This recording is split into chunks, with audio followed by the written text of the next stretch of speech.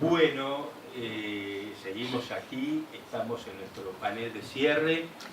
El panel de cierre buscó tener algún espíritu un tanto distinto en relación a los otros paneles, en la medida de convocar a dos amigos de hace muchos años, entre ellos, que yo los he conocido recientemente, Ana Resumarian y Emanuel Taúb.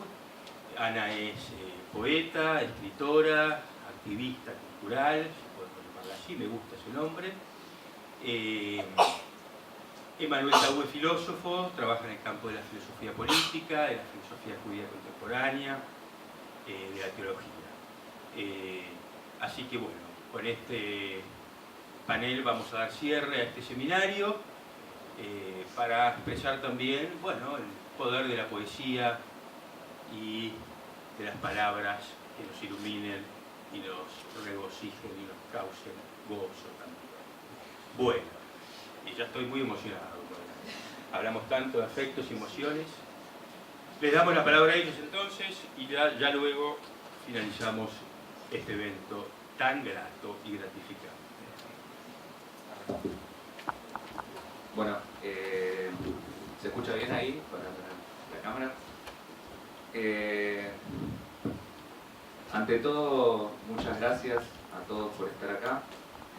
Un agradecimiento, como fuimos diciendo a lo largo de la jornada, en un encuentro sobre gratitud, lo primero y lo más importante es agradecer, así que quiero agradecer a César por la invitación, a todos los participantes que estuvieron durante este largo día, a los organizadores y también a Flaxo por darnos el lugar para discutir, dialogar y reflexionar sobre este problema, o no, y a la Fundación Aurora. Y también quería agradecerle a Ana, porque la verdad, una amistad de hace varios años y la alegría de compartir esta última mesa, especialmente en un día como hoy, que conmemoramos otro aniversario del genocidio armenio, así que me parece importante tu presencia también en el contexto de la fundación y poder estar acá todos. Bueno, yo me parece lo voy a sacar porque para mí es más fácil así. Voy a leer y a reflexionar junto a ustedes un texto que llamé Comunidad Imposible, reflexiones sobre una ética de la gratitud. Quiero hablar hoy aquí del amor, de la responsabilidad y de la construcción de una comunidad imposible. Pero estos no son meros conceptos sueltos, ni mucho menos quiero que lo sean, sino que voy a pensar junto a ustedes desde el lugar por el que me han convocado, desde la marginalidad del pensamiento judío. Y hablo de marginalidad porque creo que el pensamiento judío es un pensamiento marginal, pensamiento que se construye en los márgenes del libro, en el comentario, en la exégesis y en el exilio. Pensamiento diaspórico, pensamiento del desierto. Y cuando hablo de pensamiento judío, estoy haciendo referencia a la tradición que va desde el texto bíblico hasta sus comentaristas y exégetas, y desde el comentario a la reflexión filosófica que vuelve al texto y se pregunta por el ser aquí en cada época y en cada generación. Pero que, como bien ha señalado Franz Rosenzweig, al renunciar al mundo universitario, y este texto que hoy presento llevará el espíritu del pensador judeo-alemán de principios del siglo XX, su vida quedará determinada por el ímpetu oscuro del que ahora soy consciente, escribe, solo al darle el nombre de mi judaísmo. Y este judaísmo es el que lo lleva a decidirse que ya no todas las preguntas valen la pena preguntarse, sino las preguntas que deben ser respondidas al ser cuestionado por seres humanos, no por eruditos, no por la ciencia. Pero, ¿qué quiere decir esto? ¿Cuáles son las preguntas de los seres humanos? ¿Quiénes son los seres humanos? Ante todo, quiero decir que hay preguntas que están más allá del reduccionismo disciplinario de las ciencias que nos convocan o de los ámbitos académicos a los que pertenecemos. Son las preguntas del ser humano, son las preguntas de aquel que puede preguntar, son las preguntas del perplejo de Maimónides, aquel que habiéndose formado en una tradición religiosa se ha visto deslumbrado por la filosofía y la duda, por la inquietud del pensamiento más allá de los límites del encierro institucional. Las preguntas del ser humano son las preguntas que están fuera de la institución, así como también, quizá adentro, las preguntas que nos permiten ensanchar los márgenes del conocimiento, que nos permiten construir saberes, que nos permiten un pensamiento crítico. Hablar de filosofía judía es también hablar de un límite que debemos romper, que debemos poner en tensión. Por eso prefiero decir pensamiento judío y no filosofía judía, y desde ahí les hablo. Y desde este hablar, desde esta manera de ver el mundo, podemos hacernos las preguntas que hoy nos convocan, preguntas urgentes. ¿Qué es la gratitud? ¿Cómo llegamos a ella? ¿Para qué sirve la gratitud? ¿Podemos construir sociedad o comunidad a través de este concepto raro en nuestras disciplinas que llamamos gratitud? Me gustaría comenzar entonces este recorrido desde las palabras divinas y desde ahí dirigirme hacia las interpretaciones humanas, desde el texto bíblico a la exégesis rabínica y de la interpretación de los doctores del Talmud a nuestro comentario. Y para eso me gustaría reflexionar sobre los conceptos de humanidad, de amor y de amistad. En los primeros versículos del capítulo 15 del libro del Éxodo podemos leer estas palabras. Entonces cantó Moisés junto a los israelitas este canto a Dios, cantaré a Dios porque es sumamente exaltado, y el caballo con su jinete egipcio arrojó al mar, precipitó al mar a los carros de Paró y a su ejército, y a sus más escogidos militares los hundió en el mar Suf, rojo, las profundas aguas los cubrieron, se hundieron en las profundidades como una roca. Los hijos de Israel, pueblo en construcción, se habían liberado de la esclavitud egipcia. Luego de las 10 plagas, el faraón había torcido el brazo y permitido su partida. Sin embargo, como todos sabemos, rápidamente se arrepintió de su decisión y el ejército egipcio salió tras ellos. Luego viene el episodio milagroso de las aguas del Mar Rojo, Yam Suf, y las aguas que vuelven a cerrarse cuando los egipcios estaban dentro de él. En este contexto, luego de experimentar el verdadero sentimiento de triunfo sobre sus antes opresores y ahora perseguidores, los hijos de Israel deciden entonar un cántico de agradecimiento y alegría a Dios. De ahí proviene el pasaje bíblico que acabo de leerles. Sin embargo, y ante la algarabía de los vencedores, los sabios del Talmud nos relatan, en el contexto de una discusión sobre los castigos de Dios al pueblo de Israel, una historia que pone en entredicho este evento específico. Esta discusión talmúdica pertenece al Talmud de Babilonia, a uno de sus libros en los que se analizan las regulaciones y prescripciones con respecto a la lectura del libro de Esther para una de las festividades judías, la festividad de Purim, una festividad alegre en la que se conmemora el milagro relatado en este texto bíblico, en el que el pueblo judío logra sobrevivir a un intento de ser aniquilado bajo el mandato del rey persa Ahasverosh, más o menos en el año 450 antes de la era común. Y así dice el relato talmúdico.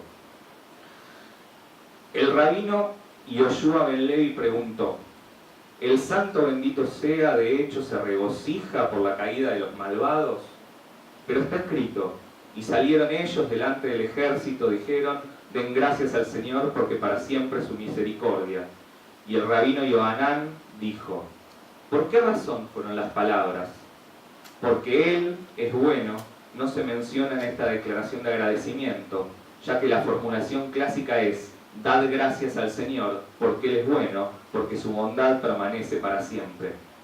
Porque el santo bendito sea no se regocija por la caída de los malvados, dado que esta canción fue cantada después de una victoria militar que involucró la caída de los malvados, el nombre de Dios no fue mencionado para bien. Y del mismo modo, el rabino Yohanan dijo: ¿cuál es el significado de lo que está escrito?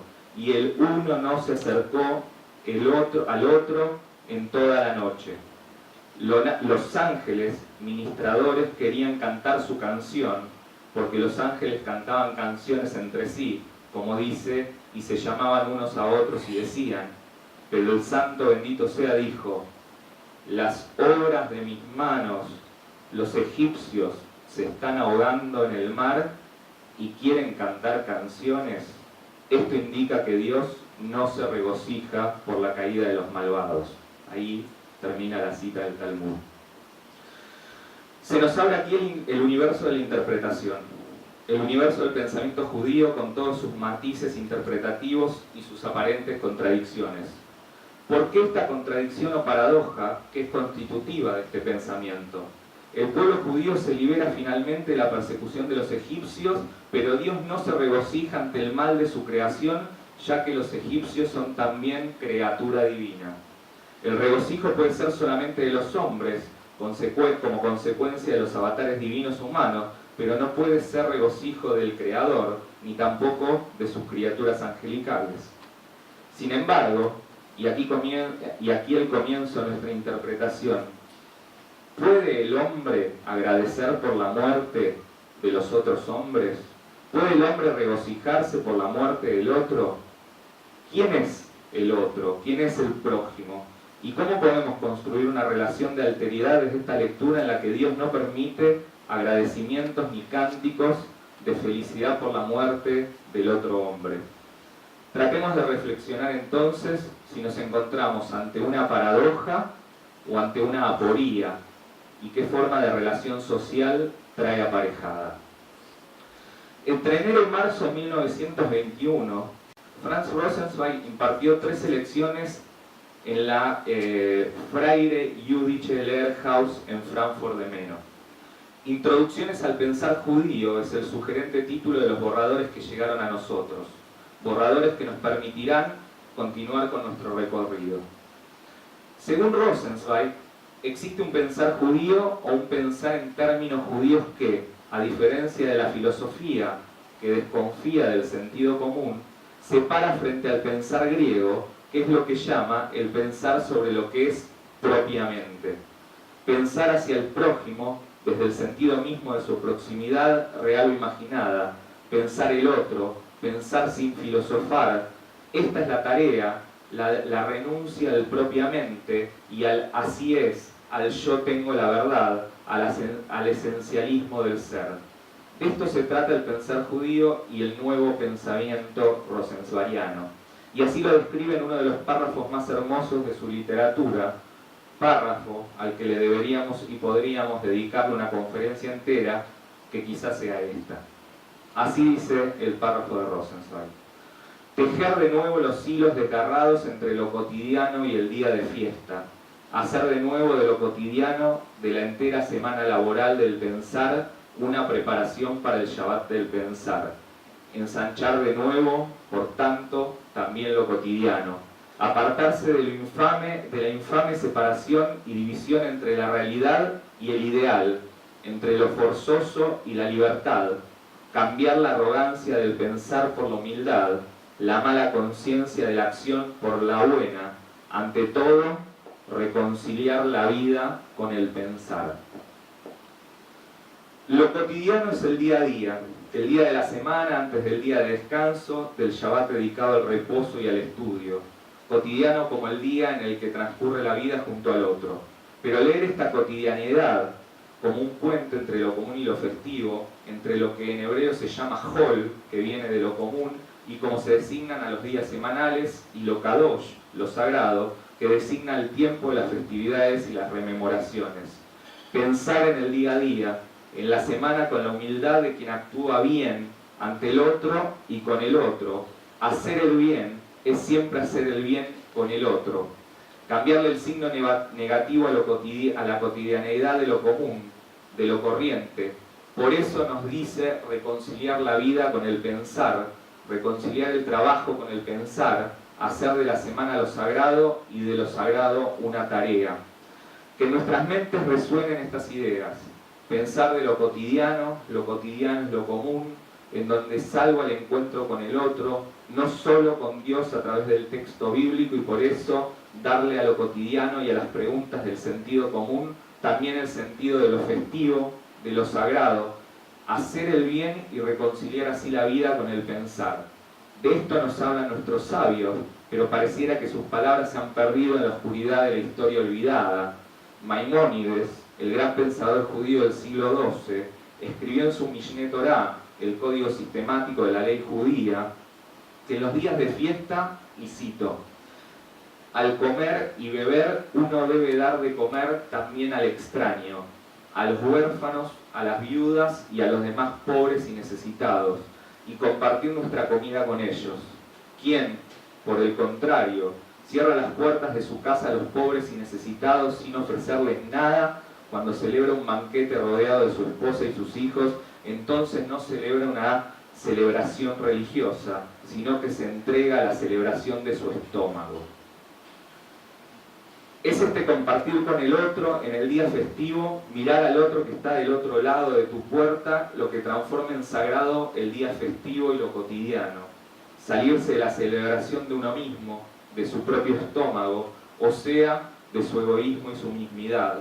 Es esta obligación la que constituye un fundamento ético, y por eso debe trascender los aprisionamientos de la obligatoriedad y la ley para ser la piedra angular de una ética de vida y una ética que vuelva a tomar para sí misma a la política. La viuda, el huérfano y el pobre son los símbolos bíblicos de la otredad a la que debo salir al encuentro, del otro que me reconoce como responsable ante los dolores del mundo. Son también los símbolos del universalismo, de lo más allá de lo judío, del encuentro con el mundo real, con el aquí y ahora. Para ser sagrado lo cotidiano, ante todo debemos mirar al otro. Más aún, debemos ser responsables con el otro. El proyecto de pensamiento de Rosenzweig lleva consigo los ecos de la justicia social como proyecto ético-político, que ya estaba presente en los profetas, así como también en Maimónides, en su maestro de Rosenzweig, Hermann Cohen, y luego, tras de él y bajo su constelación, en el pensamiento de Manuel Levinas. Regresemos entonces al pensar. Debemos pensar desde el exilio del pensamiento, y este exilio es el prójimo, lo siempre distante y lo distanciado, lo siempre otro y otro con mayúscula. Debemos pensar desde un otro modo de pensar, pero ¿pensar qué? Pensar la verdad. ¿Qué verdad? Lo inaprehensible, lo imposible de comprender. Esta es la tarea primera y última del pensamiento. La verdad es inalcanzable, es evasiva. La verdad es la presencia del otro porque nos trae la verdad cuando se presenta ante nosotros. El prójimo nos trae en su presencia la verdad porque, como escribe Levinas, que acabo de nombrar, en esa gran entrevista de octubre de 1982 llamada Filosofía, Justicia, Amor, dice: no puedo describir la relación con Dios sin hablar de lo que me compromete con respecto al otro. No se trata de una metáfora. En el otro se da la presencia real de Dios. En mi relación con los demás escucho la palabra de Dios. Pero como bien aclara a continuación, no digo que el otro sea Dios, sino que en su rostro escucho la palabra de Dios. ¿Qué quiere decir Levinas con esto? Que el prójimo es el otro hombre, porque como bien dice, en la Torá, Dios desciende como palabra hasta el hombre, y este descenso de Dios tiene forma de palabra en forma de orden ética o mandamiento de amar. En el rostro del otro adviene el mandamiento que irrumpe la marcha del mundo. Pero volvamos a la reflexión sobre la verdad. Si Dios es la verdad, entonces, es una verdad no humana, impensable, una verdad que hace silencio. Por eso, el otro, su existencia y más aún la posibilidad de su inexistencia, la posibilidad de su muerte, me posibilita una verdad alcanzable, pero nunca verdadera. El otro constituye una alegoría de la verdad. Esta alegoría de la verdad que representa el otro como huella de la palabra divina, o sea, de una ética y una responsabilidad. Esto es lo que voy a llamar relación imperfecta. Esto es una construcción paradójica en la que Dios existe al constituirse como dimensión ética, integrando así el nomos oculto de las relaciones humanas. Es así que en esta relación imperfecta, Dios como dimensión ética se filtra y se recrea como responsabilidad, justicia y amor entre uno y otro.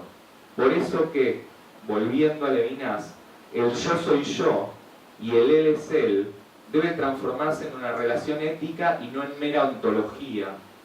Esa es la diferencia que se presenta entre la respuesta de Caín, cuando Dios le pregunta dónde está su hermano y responde, ¿acaso soy yo el guardián de mi hermano? Y una relación comunitaria en donde el otro representa esta relación imperfecta que atañe a responsabilidad. La respuesta de Caín es sincera. En su respuesta falta únicamente lo ético. Solo hay ontología. Yo soy yo y él es él. Somos seres ontológicamente separados. Esta relación imperfecta de la que les hablo es una forma de proximidad a la verdad última, que sería Dios mismo, pero que es inalcanzable, imposible, pero nos permite especulativamente entender el contenido verdadero de la creación. La vida creada se pone de manifiesto en el otro como verdad, en el prójimo como cercanía, en el amigo y en el amor del ser amado, como puntos cruciales de esta relación. Nos llevan a la posibilidad de dar la vida por el otro, a romper la totalidad del uno mismo por el otro. Como escribe Rosenzweig en su introducción al pensar judío, el poder, fuerte como la muerte, que en nosotros sobrepasa la muerte, es el amor.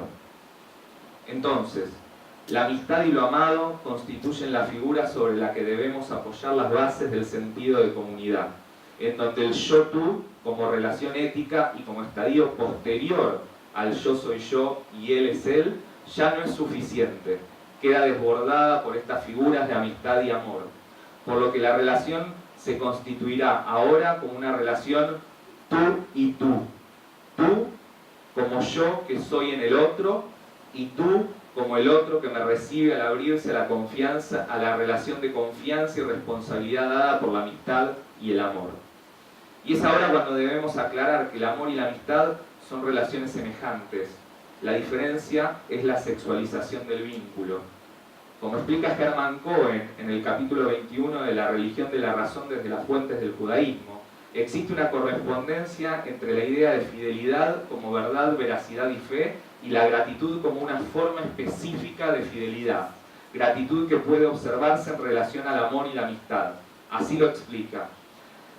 Cito, la amistad es simple y llanamente la forma primigenia del amor. Por ello, puede decirse también que no existe un término propio para el amor. El amor es propiamente el amor humano, que propiamente solo puede ser amistad. Y ahora se añade el amor a Dios y el amor de Dios a los hombres. También esta relación recíproca se basa en la amistad, en la fraternidad de la alianza. En última instancia, dice Cohen, no se trata de otra cosa más que de fidelidad, que se convierte ya en amistad, ya en amor en sus distintas formas, pero sin volverse jamás otra cosa, ni dejar de ser solo fidelidad. Desde la perspectiva bíblica que retoma Cohen para su desarrollo de la idea de fidelidad, nos queda representada ahora la noción fundante de un sentido propio de comunidad humana basada en el pacto de fidelidad con Dios, que consiste en una forma de gratitud y al mismo tiempo que se materializa como amistad y amor del tú con el tú, del otro que fui yo con el otro que me recibe. El yo debe desaparecer de la relación, transformándose en un tú y tú. Este es el desafío que tenemos, la búsqueda de rediseñar esta relación del yo-tú hacia una relación imperfecta en el presente.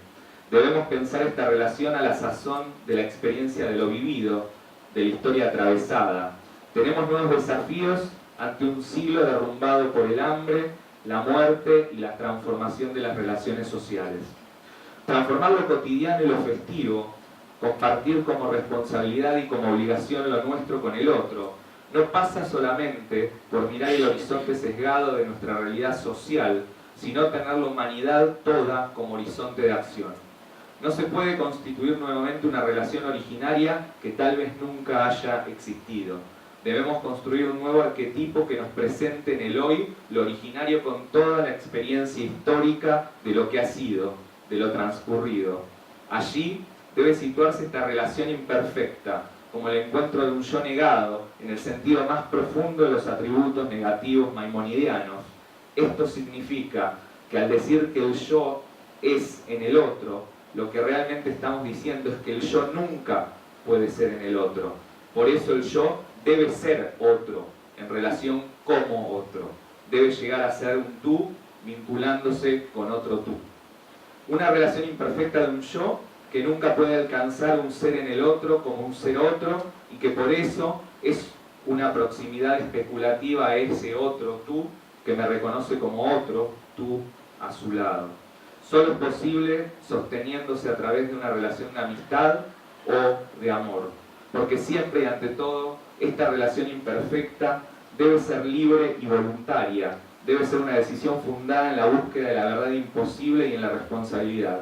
Es por este motivo que una relación familiar, en principio, no puede ser fundamento de una relación social, porque ésta no debe ser de carácter obligatorio bajo ningún supuesto, ni como el de sangre, ni de otro tipo que contenga alguna forma de obligatoriedad. Finalmente, me gustaría decir algo sobre el lenguaje. La relación imperfecta surge y es en el lenguaje y a través del lenguaje. ¿Y cuál es la extensión del lenguaje que me permite transmitir un conocimiento y construir un saber? Es la educación.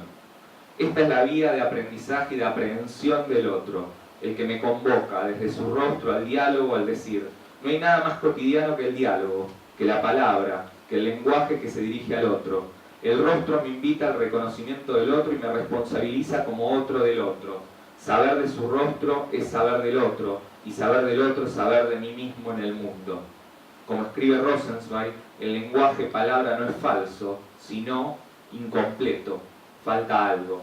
Y eso que falta es la respuesta. Solo en la respuesta se cierra el círculo. Solo la respuesta es la verdad de la palabra correcta, nos dice. Un lenguaje imperfecto es siempre imperfecto. De ahí también que toda relación sea imperfecta, y eso es lo que permite que haya relación. De lo contrario, podríamos decir, ante la perfección no necesitaríamos del otro. Si el diálogo fuese perfecto, entonces no estaríamos dialogando, sino que seríamos la sumatoria de diferentes monólogos enfrentados. La imperfección nos permite el encuentro, comprender la verdad como posibilidad imposible, como una ética de responsabilidad de otro con otro, como gratitud a esa relación originaria que se ha quebrado para manifestarse en el cara a cara. Es por eso que, como dije al comenzar esta reflexión partiendo del pasaje talmúdico, Dios no puede regocijarse por la muerte de los malvados ni aceptar esta forma de agradecimiento, de la misma manera que el hombre tampoco puede hacerlo.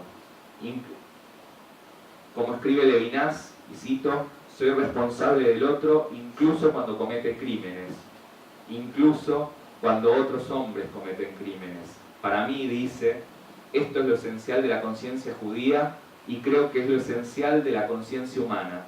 Todos los hombres son responsables unos de otros. Recordemos entonces, para terminar, la respuesta de Hannah Arendt a Gershom Scholem a raíz del debate generado por su libro Eichmann en Jerusalén. Cito, le escribe Arendt a Eichmann en una carta muy famosa. El mal no es nunca radical. Puede crecer desmesuradamente y reducir todo el mundo a escombros precisamente porque se extiende como un hongo por la superficie. Es un desafío al pensamiento, como dije, porque el pensamiento trata de alcanzar una cierta profundidad, ir a las raíces y en el momento mismo que se ocupa del mal se siente decepcionado porque no encuentra nada. Eso es la banalidad. Solo el bien tiene profundidad y puede ser radical. Solo el bien tiene profundidad y puede ser radical. Repitámoslo. Solamente la decisión de hacer el bien nos puede sacar del letargo de nuestros tiempos modernos. Hacer el bien, construir una relación de tú y tú, una relación imperfecta que haga de las características de la amistad y el amor como dimensiones del pensamiento el fundamento de la comunidad.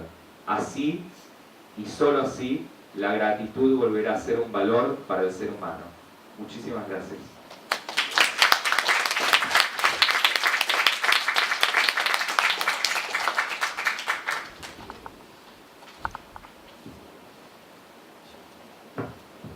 Gracias Gracias, Emanuel, por acercar estas palabras justamente hoy. Gracias a Flaxo por el espacio. Gracias, Aurora. Gracias, César. Gracias, Julieta. Comenzar a hablar después de estas palabras sobre la amistad y el amor implica también una responsabilidad otra ahora. Hoy es un día muy especial y sentirme así acompañada para hablar sobre este tema da el agradecimiento. Y un día muy especial porque 24 de abril se conmemora 103 años del genocidio armenio. Y el trabajo que yo preparé se llama Desescribir la ley, reciprocidad y gratitud en el trabajo humanitario colectivo, el caso armenio. Pero antes de comenzar con el trabajo en sí y hablarles y leerles el trabajo que les preparé, me parecía que tenía que introducir unas cuestiones que sucedieron estos días, porque acá estamos hablando del trabajo humanitario, pero también de los movimientos sociales en relación a la gratuidad. Y en estos días, ayer específicamente, renunció el primer ministro de Armenia, luego de una cantidad de movimientos sociales, con la presión de la gente en la calle, termina renunciando ayer el primer ministro. Un primer ministro que había sido presidente durante 10 años y que había cambiado las reglas constitucionales para hacer su régimen parlamentario, el régimen de Armenia, y en ese régimen parlamentario nombrarse o ser nombrado como primer ministro. Fue nombrado como primer ministro, pero la gente en la calle y la presión tan enorme hicieron que renunciara. Bueno, esto es, tenemos una foto atrás, esto es la foto, esta es la imagen, esta es también, igual después la foto vamos a hablar después, quiero decir, es una imagen, no es la imagen que estamos viendo ahora. No la puedo buscar.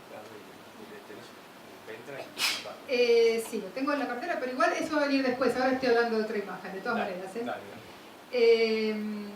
Digo que es la imagen acerca de una cantidad de gente que sale a la calle, es la imagen revolucionaria, una imagen épica que todos tenemos de un pueblo haciendo derrocar a un régimen particular.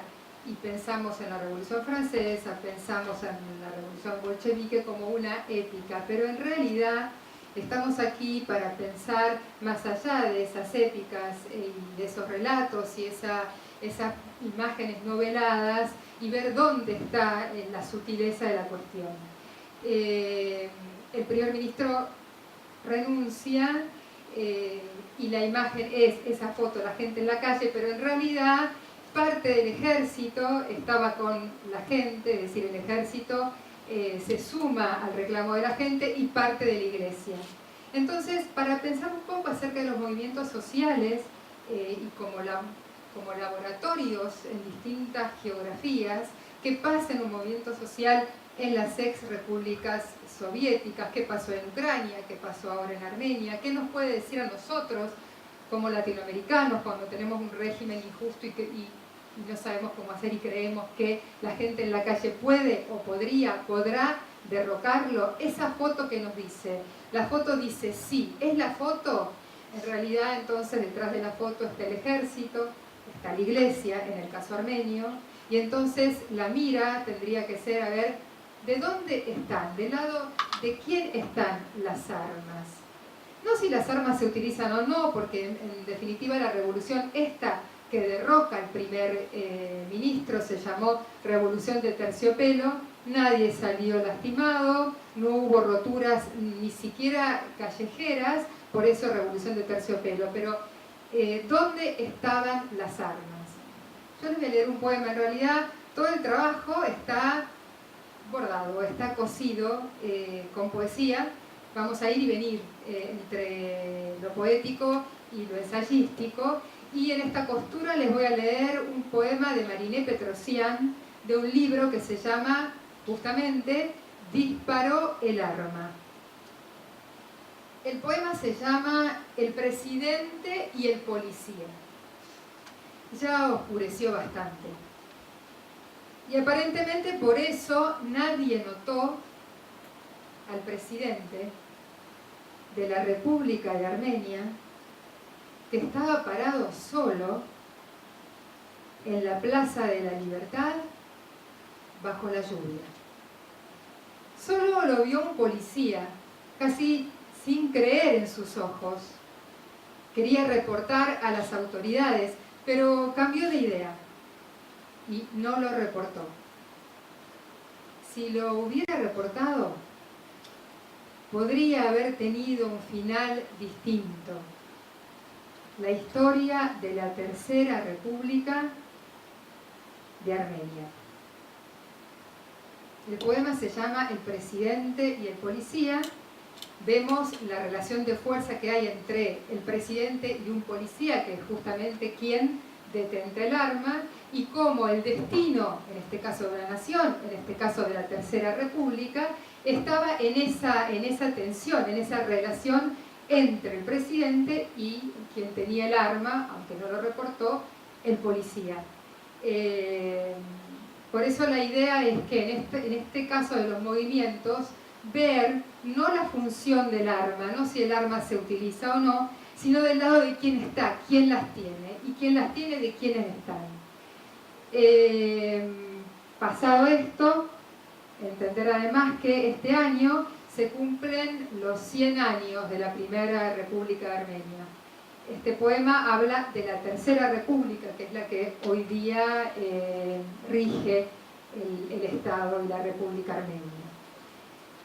Desescribir la ley se llama el trabajo que yo traje para ustedes, para compartir con ustedes. Y comienza con una cita de una escritora armenio-americana llamada Micheline Aaronian Marcon. El libro es The Daydreaming Boy y la cita es la siguiente. Estabas gritando en una lengua muerta. Reciprocidad. Hablamos de reciprocidad y gratitud. Reciprocidad. En la antigua Roma se denominaban contratos innominados aquellos así clasificados no tanto porque no tenían un nombre específico, sino más bien porque construían una serie de relaciones contractuales con características distintivas.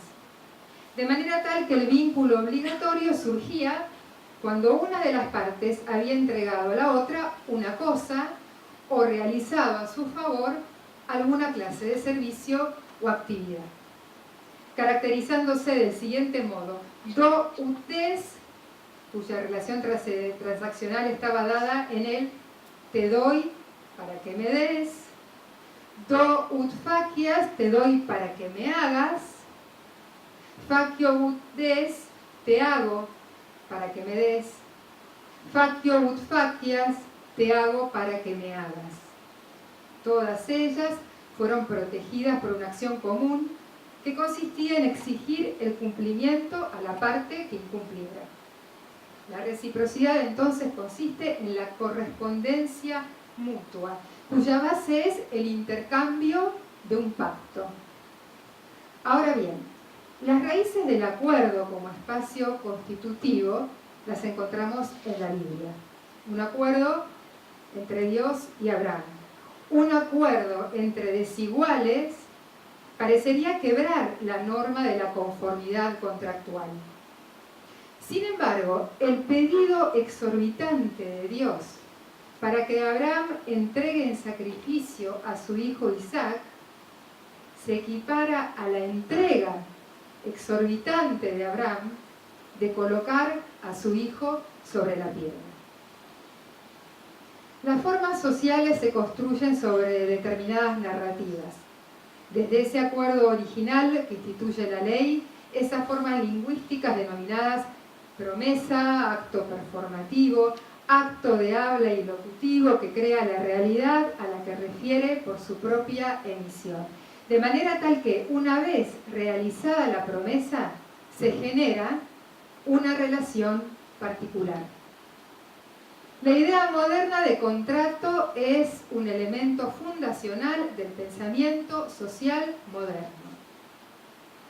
Sin embargo, El siglo XX ha sido testigo del quiebre más brutal de la reciprocidad sobre un acuerdo legal producto de la reciprocidad. El genocidio armenio primero y el holocausto después fueron crímenes cometidos por estados, bajo normativas jurídicas específicas, cuyo eje central debía haber sido la protección de sus ciudadanos.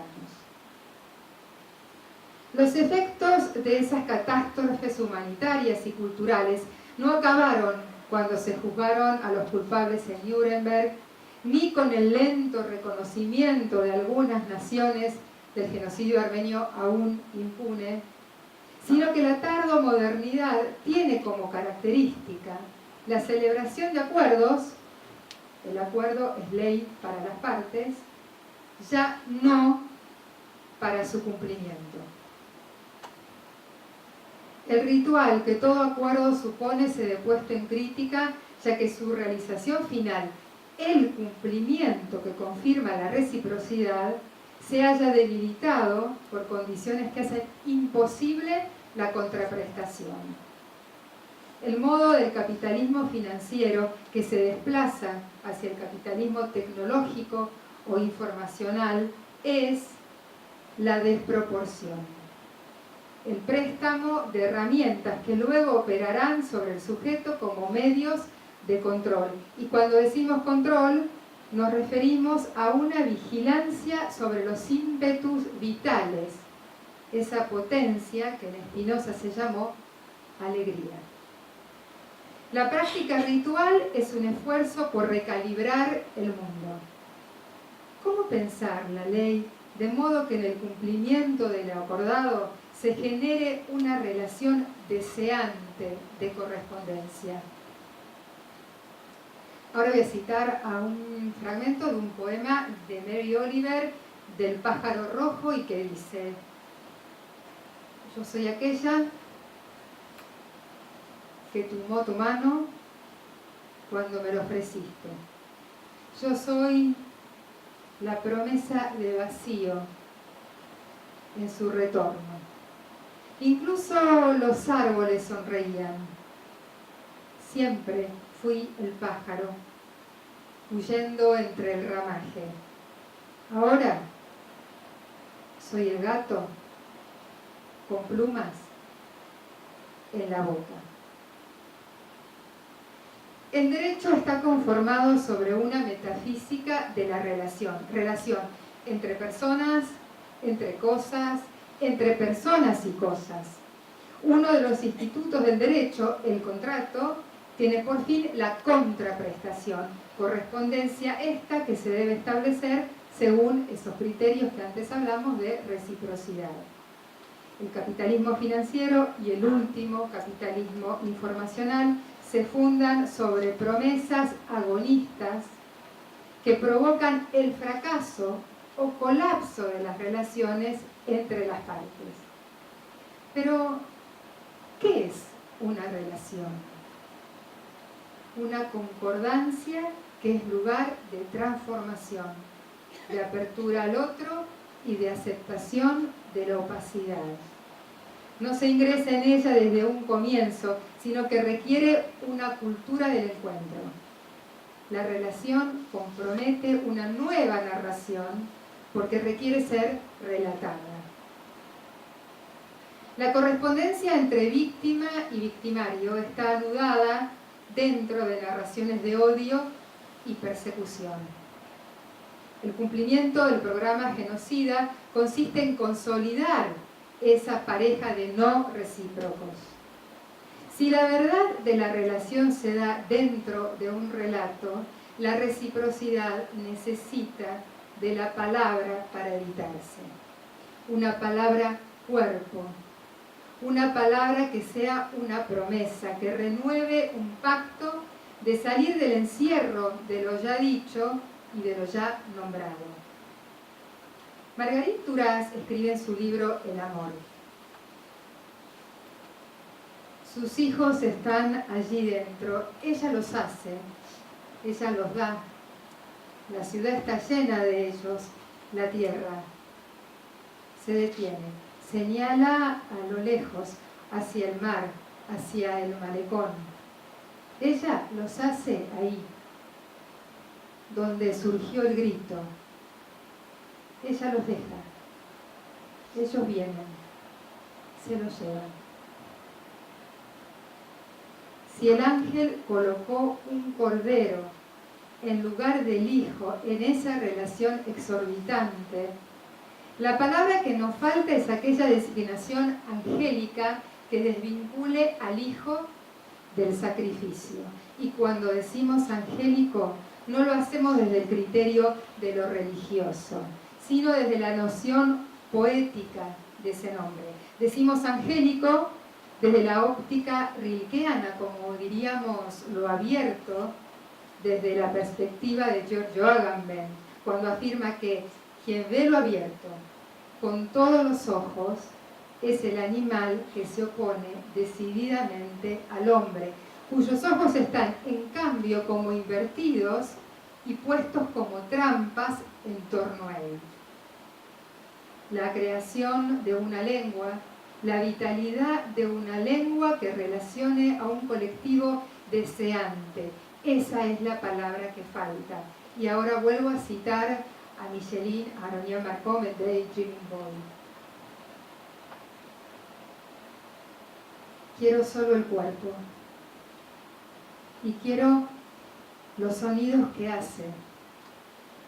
La verdad de la carne, del niño chupando a su madre, su chasquido antes de que se pegue a su teta. Ella lo escucha, reconoce su hambre, su placer. El idioma armenio está muerto. Fue asesinado durante el verano del año 1915, cuando ninguna palabra, ni frase, ni lírica, ni oda dicha a la dignidad del hombre, ni diario, ni proclama realizada por el patriarca, ni ruego de la muchacha antes de que el soldado la violara, ni carta o cédula de identidad pudiera decir. Decir de manera que hubiera podido ser escuchada, de manera que los cuerpos hubieran podido ser sacados del desierto y devueltos a sus casas, de manera que los hombres hubieran podido ser sacados de las zanjas, las mujeres y los niños de los ríos, los bebés de debajo de los árboles, los huérfanos de los orfanatos y devueltos a lo que habían sido. Su lengua no podía alterar la mínima brisa, no podía decir no. No podía decir, por piedad, por honor, al soldado turco, por favor, señor, soy un hombre. Una lengua vinculada en una familia metafórica, cuyo principio sea el parentesco bilateral. Una lengua que sea pacto y que sea gracia. Labor de nuevos himnos, de nuevas oraciones fúnebres. Esto fue el análisis de reciprocidad. Ahora voy a analizar qué es gratitud. Y para eso sí, voy a ir a la imagen que tengo en el pendrive, que está ahí dentro.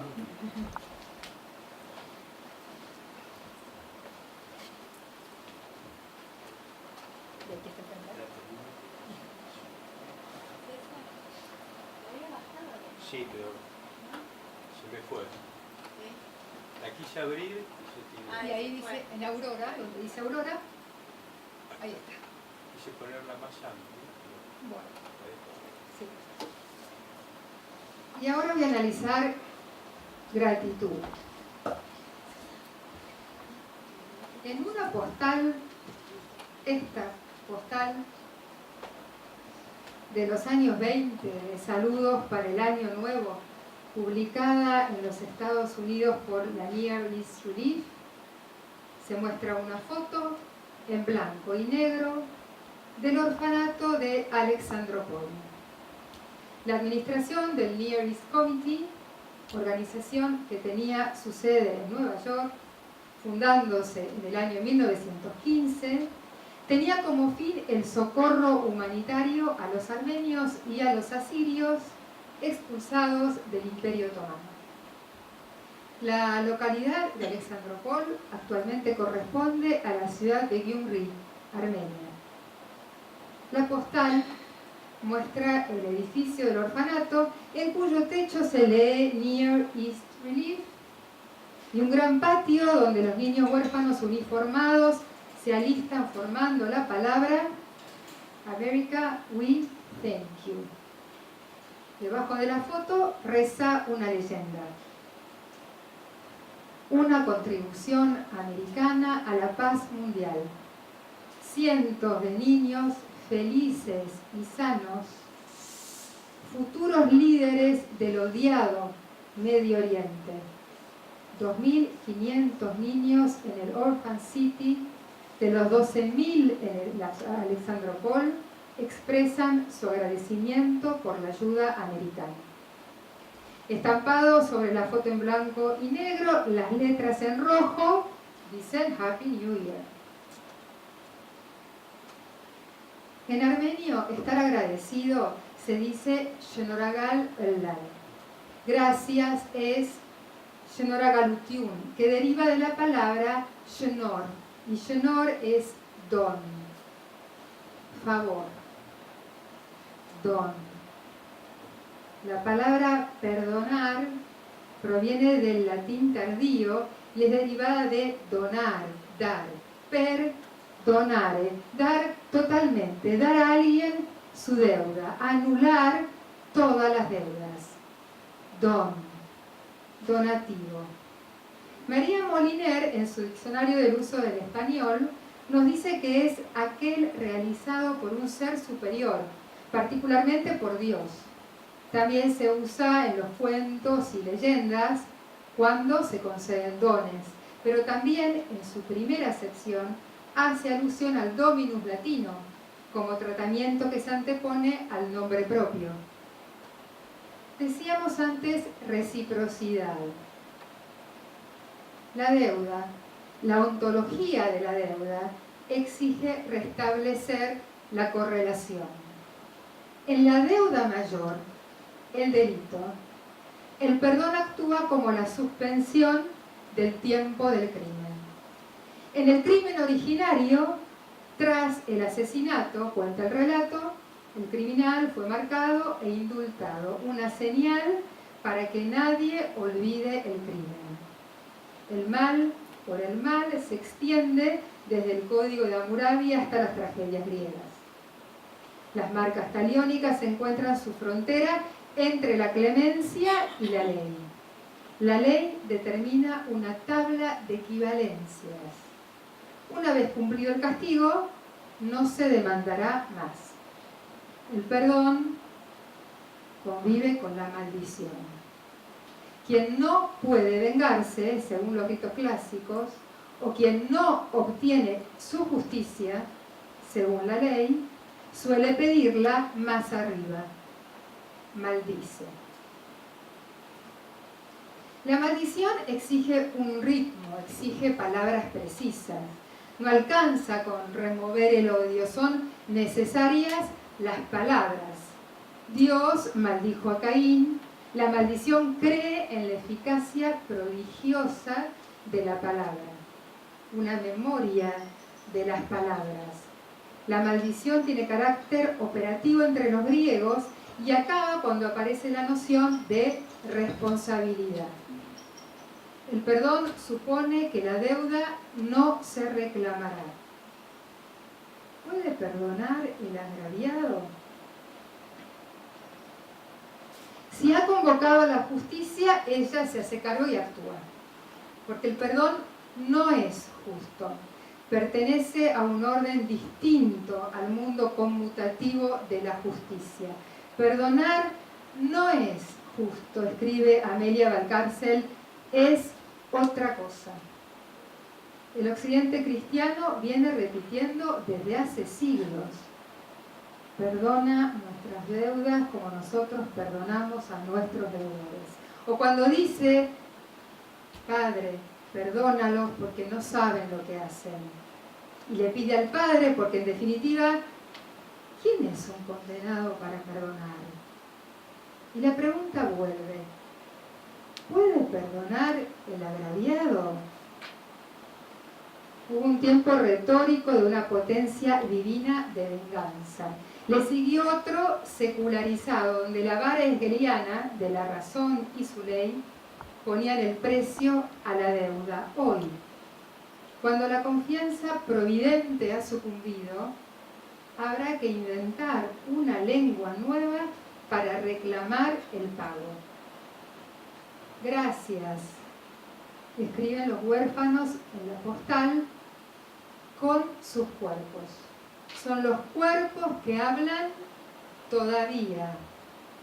¿Cómo se lee? ¿Y quién? En una tarjeta escrita en inglés para ser repartida entre americanos, la fotografía de los líderes futuros del odiado Medio Oriente. ¿Cómo podrían agradecer esos niños ser los futuros líderes de un sitio que les pertenece y se adjetiva como odiado? ¿Cómo se verán a ellos mismos escribiéndose un gracias que ni siquiera entienden? Yankelevich es claro, no se puede perdonar lo que no se puede castigar. Y traigo otra vez a Mary Oliver en El pájaro rojo que dice, oh amor, tiende tus manos otra vez sobre mí. Algunos de los frutos maduran y son recogidos y son deliciosos, algunos caen y son un deleite para las hormigas. Algunos se esconden bajo la nieve y los ciervos hambrientos pueden salvarse. ¿En qué lengua se podría perdonar el genocidio armenio? ¿Acaso en inglés? ¿En un armenio ya muerto? ¿En un turco cuyo alfabeto luego de advenida la República dejó de ser el mismo que el de los perpetradores? Si el derecho de gracia es la facultad del Estado de renunciar al ejercicio efectivo del ius puniendi, es decir, si es una excepción al derecho, y si ese derecho está íntimamente dañado en su constitución por haber legitimado la violencia inusitada del Estado, ¿quién podrá dar ese don, esa gracia? Ellos, los americanos constituidos en la lengua inglesa, sacan una foto de 2.500 niños formando la frase America, we thank you. Entre la víctima y el perpetrador, desde el momento que aparece un tercero, puede haber una sentencia condenatoria, una amnistía, una reconciliación o una reparación. Entre la víctima y el victimario, cuando no hay un tercero, se escribe una lengua que maldice, o lo que hoy puede denominarse como narrativas de odio, ensamblándose aún más esa pareja perversa. Estar sitiado, igual que una ciudad, puede estar sometida a su cerco. Toda cultura aspira a los estigmas gloriosos de sus propias heridas, y ese es el peligro, que la víctima se acondicione en la gloria de su lugar y viva de sus propios escombros. Imponer los escombros al vencido es prohibirle sus ruinas, quebrar el tiempo de su mitificación.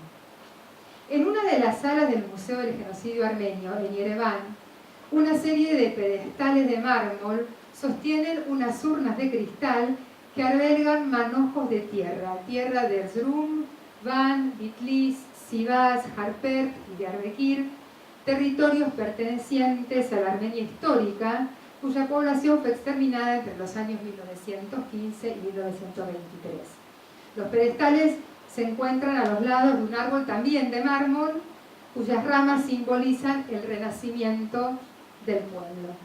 Unas urnas, donde están enterrados manojos de tierra, no un cuerpo, no un objeto encontrado y recuperado, tierra en urnas como relicarios, una tierra que solo puede recordarse con un nombre inscrito sobre una piedra, tierra enterrada para el culto del recuerdo, el derribo de una geografía en urnas.